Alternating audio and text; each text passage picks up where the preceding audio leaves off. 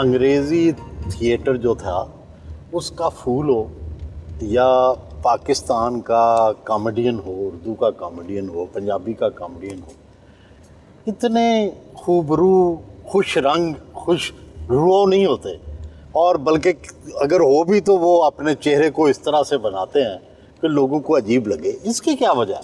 क्या लोग वैसे नहीं हंसते? देखिए चौई साहब, ये एक मिथ बनी हुई है हमारे इस खित्ते की कि यहाँ पे काला और लंबे बालों वाला और ज़रा थोड़ा बेढंगा सा बंदा हो तो उसको लोग ज़्यादा पसंद करते हैं और उसको कॉमेडी ही लिया जाता है। लेकिन ये ट्रेंड चेंज किया हमारे बहुत से सीनियर्स ने आके पाकिस्तान की तारीख़ में, जिनमें सुहेल अहमद साहब जो अजीज़ी हैं, उनका बड़ा हाथ है इस बात में कि जिन्होंने एक हैंडसम खूबसूरत आदमी हो के कॉमेडी की और लोगों को हंसाया।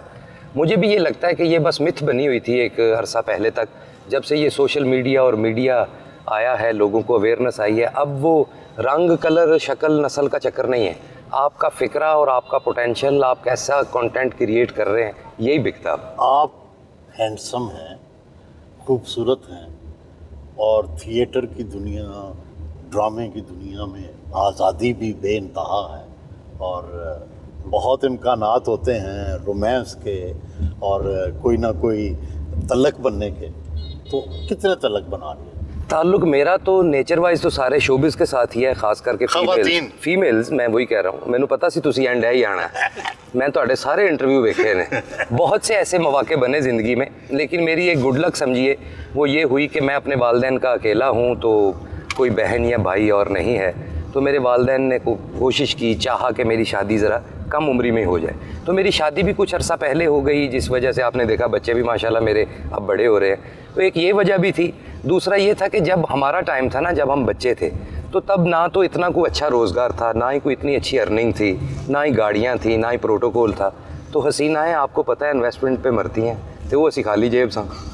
जिसकी जल्दी शादी हो जाए, हाँ जी, और वो जवान बाद में हो, उसको तो हुस्न और भी अच्छा लगता है। तुसी की चाहते हो मैं वापसी घर ना जावा? नहीं, मैंने आपको यही बात अर्ज़ की है कि कुछ ऐसे वाक़यात और ज़िंदगी में हैं, वो भी इसीलिए कि भाई आप थिएटर करते थे और साथ रहते थे कोलीग्स के, तो प्यार मोहब्बत या कोई अच्छा लग जाना, ये तो ज़िंदगी में आपको पता है। अच्छी लगी? अच्छियाँ तो सारियाँ ही लगती हैं जो चौई साहब, हाथ नहीं पै रहे।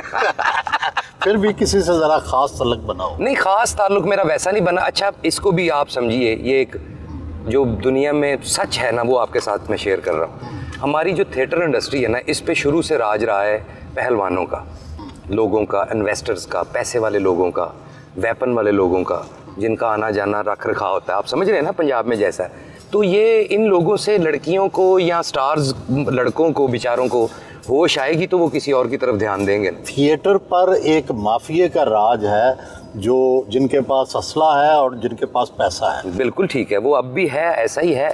लेकिन ये जो गवर्नमेंट अब बेहतरी की तरफ जा रही है ना, अच्छा जब तक चौई साहब, मैंने ना एक बार पूछा उनसे, कामरान लशारी साहब से, कि आप ये बच्चों के रिलेटेड या ख़वातीन के रिलेटेड ही ज़्यादा शो करते हैं बिज़नेस, तो इसकी क्या वजह है?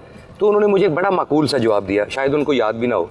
वो मुझे कह रहे थे कि भाई असल वजह यह है कि जब भी कोई आप हुल्लड़बाजी वाला कारोबार करोगे ना, जिसमें सिर्फ मेल्स ही हैं, बंदे ही हैं ज़्यादा, तो वो समझो तमाशबीनी वाला और थोड़ा अच्छा नहीं समझा जाएगा मुआशरे में। जब आप औरतों बच्चों के रिलेटेड कोई भी बिज़नेस करोगे तो उसकी अर्निंग भी है, लोग भी ज़्यादा आएंगे, आपकी इज़्ज़त भी होगी। तो हमारे काम में एक ये भी धब्बा रहा कि जब तक फैमिलीज़ का आना था थिएटर पे, जब तक हमारे सीनियर्स काम करते थे, तो इतना अरूज था, लोग इस काम को जैसे कोई पाकीज़ा काम नहीं समझा जाता था, ऐसे समझते थे। अपने दोस्त और हल्के के साबिक एमएनए शेख रुहेल असगर से मिलने उनके डेरे पर पहुंचे, जो उनकी फैक्ट्री में है।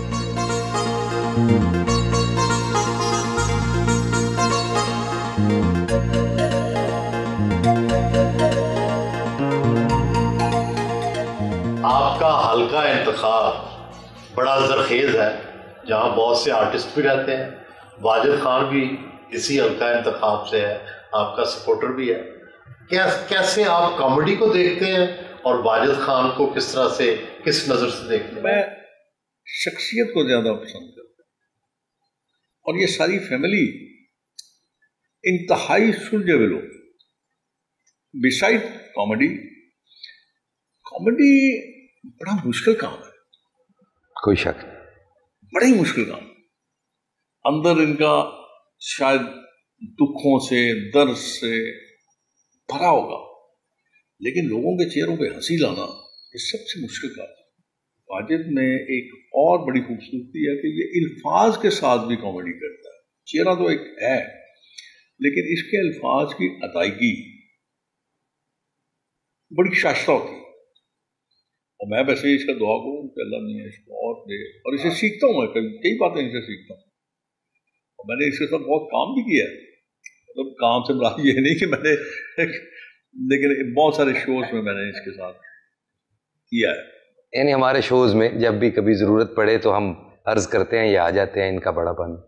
एक शो में मैं लड़की बना हुआ था चौई साहब, तो मैं इनको ना फुल नज़दीक हो के जी शेख साहब क्या हाल है और सुनाए, तो आगे से आपको पता है शेख साहब है, कहते भावें तू बाजे दे मैं जाने गड्डी च बहा लेना तेन। नहीं, मैंने इसको और भी बात की थी, मैंने कहा बने तुम लड़की हुए हो यार, बाजू के बाल तो काट रहे हो।